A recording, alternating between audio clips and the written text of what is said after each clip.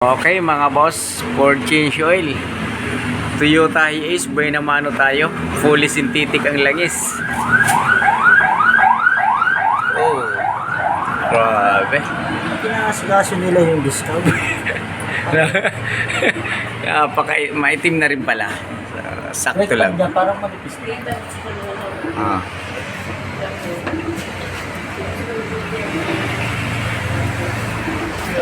So ano to? Toyota Hiace GL. Ayan oh. Oh. Malaki. Brake pads. Kapal pa.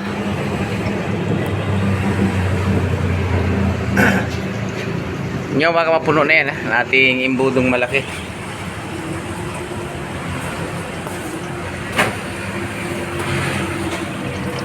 Ito yung oil filter niya, no? Parang sa ano lang din, mga Fortuner Innova. Ayan o, 311. Ano eh, wala na yung ganito natin isang plus. Saan? Oh, ano yung Paris yan, di ba?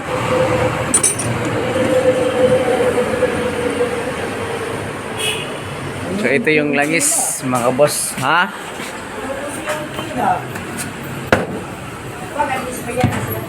Ayan o, fully synthetic, 14,000 kilometers yung tinatagal nito. So 7 liters yung capacity niya. Ito 6 liters. Tapos ito 1 litro. Ayan. Every change oil palit ng oil filter. Ayan o. Okay. Ayos. Fully synthetic ang gamit ni Toyota Hiace. Ah?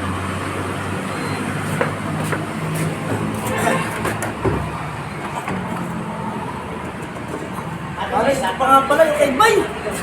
Oh, hindi mo siningil sa kanila. Oh. Ba't di mo siningil? Di ba sabi mo sisingilin mo?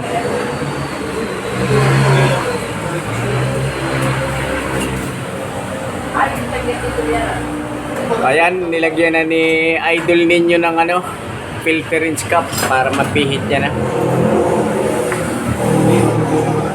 So subukan niya ang kombinasyon lang kung kayang-kaya pihitin. Ayun, pumihit. Eh talaga namang napakahusay nito. Wala nang huhusay pa. Hanginan na natin. Buhayin muna natin ang ating compressor. So ayan mga boss, ano, dinidrain pa natin yung langis. Ayan o. Ahangin muna tayo. Pinapandar natin yung compressor.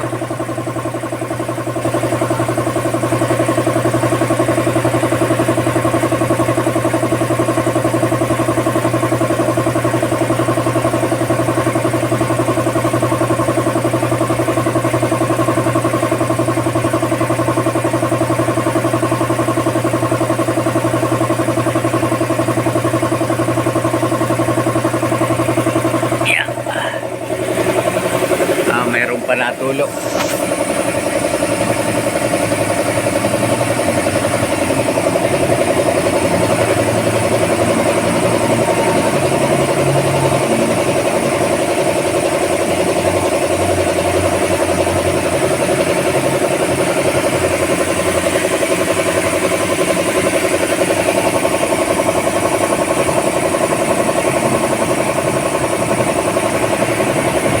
Wala yung kanyang ano, mga belt.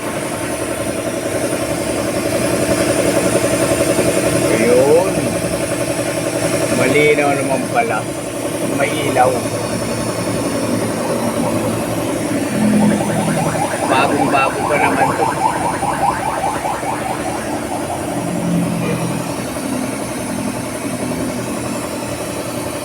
Oh.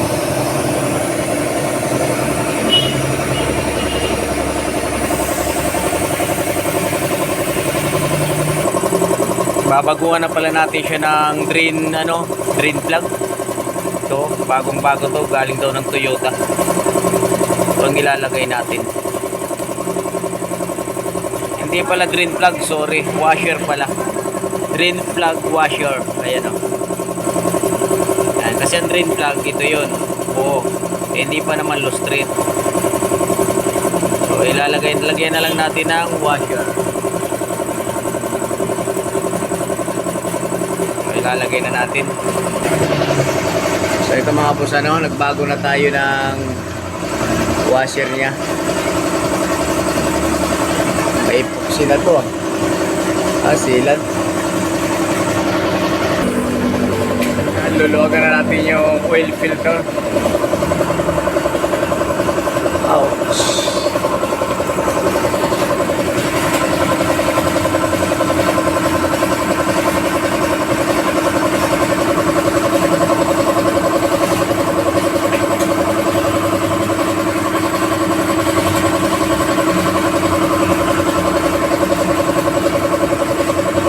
Tinanggal ko na yung takip dyan. Ouch. Sus. Latay-latay na sa kamay. Init pa.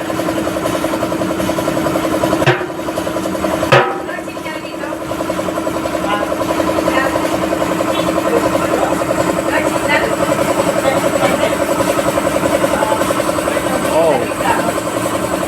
Buhay naman oh. May babae, wala pang ano eh. Hindi, okay lang yan. Hindi. Pagsalip, pulis yung petik yan. Tangina. Isang buwan sa So ayan dati. mga kapatid, mga brother, pag nag-change oil tayo, no, huwag natin kalimutan yung mga drain plug niya, kailangan nakalagay, at saka yung oil filter, kasi mahirap yung yung laging nasa akap, kalinga. Mahirap naman yung ganun. Okay, so ito, ilalagay na natin. Kanina kasi puro na silang to eh. Oo. Kanina di ba yung itim, kalat-kalat kanina yung tinanggal na yung luma. Ayan na sa loob. Kaya na rin na silang yan. Puro tagas na yan kanina eh. Kaya nga, nabitbit. Oo. Wala na yan. So ito mga boss, iilawan natin kung may kubra sa loob na naglulungga. Para ka pala si si Idol Cobra Prince asan ang ulo? Brad, saan bang ulo Brad nakaharap? Bakit tuklarin ganyan Dapat buntot yung kakapain mo. Ayun mga boss, back to work tayo. Mag-adjust lang tayo ng handbrake. Sinusungkit lang ni Primo. Tapos ikot, adjust, ikot, para sa ganon makatipid tayo sa trabaho. Yung iba naman mga bossing tinatanggal yung drum, gulong, so matrabaho pa yun. Tayo in case na pwede pa naman gawang paraan, gagawin natin.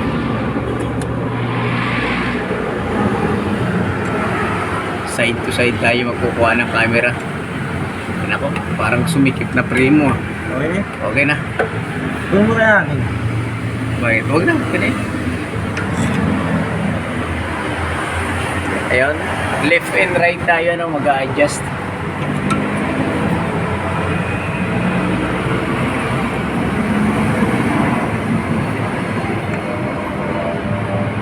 Ilawan ni Primo kung saan. Yung mga boss, kung sa bahay naman tayo, huwag na tayo magtanggal ng sa mga garahe. Pwedeng jakan nyo isa-isa itong sa likuran pagka mag-a-adjust tayo ng preno. Release handbrake, kakalsuhan nyo lang para hindi kayo ipit.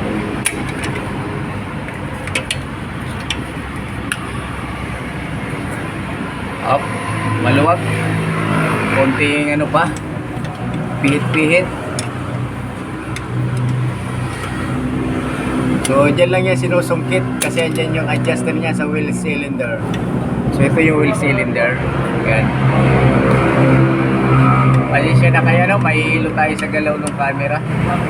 Hindi pa tayo totally veterano mag-cameraman. Maggalaw.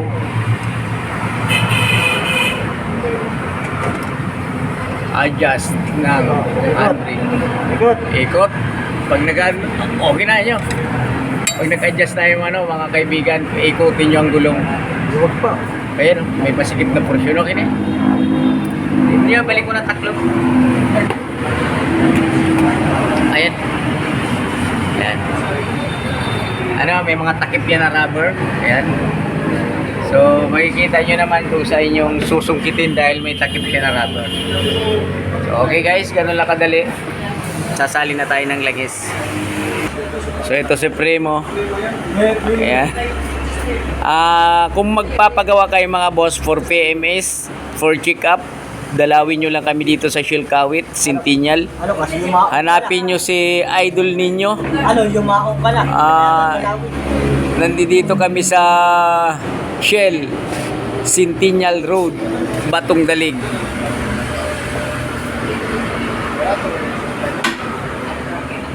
Ayan, samahang walang katulad. Di ba? Nyo, paki-handbrake mo lang kay sir. Kasi aandar yan dahil naka-release pala.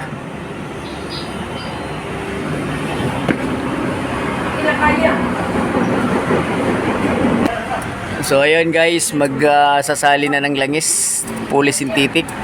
So 7 liters ang ilalagay. Ilang litro ba yan nyo?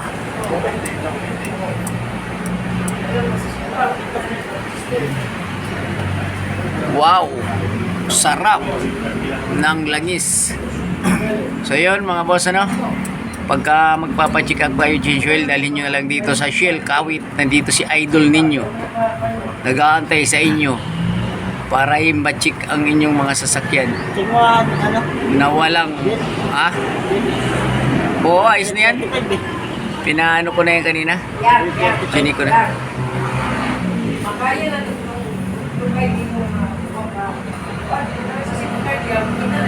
Ilang litro sir ang pinilalagay ng ibang Shell? 7 rin? 7 lang? Pero sa manual 7.2. Pero 7 lang ako. 7, pwede na yan. Oo. Mas maganda mo yung makahinga. Oo. Kaysa lulunod sa langis. Hirap din kayo umandar. Kumumpress yung makina pag marami langis. Hirap din. Oo. Para siya nabubulunan. Atake mo. Wala mo sa. Kaya nga. Wow, ganda ng langis ni High Ace. Fully synthetic. So okay mga boss, hangin na natin yung air cleaner. Ayan. So yan mga boss, mga katim, pinaandar na natin yung High Ace para ma-check yung langis. Yung tamang sukat kung hanggang saan. So okay pa naman lahat, coolant, brake fluid, power steering fluid.